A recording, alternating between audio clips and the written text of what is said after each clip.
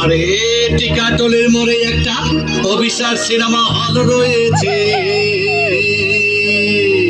হলে নাকি আর কন্ডিশন রয়েছে।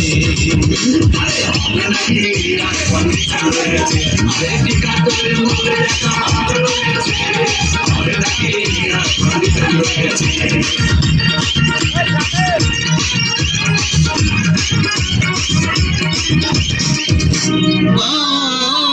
ভাই একদিন গেলাম সিনেমা দেখতে, আর রিক্সা থেকে নেমে দেখে হলে একটি সুন্দরী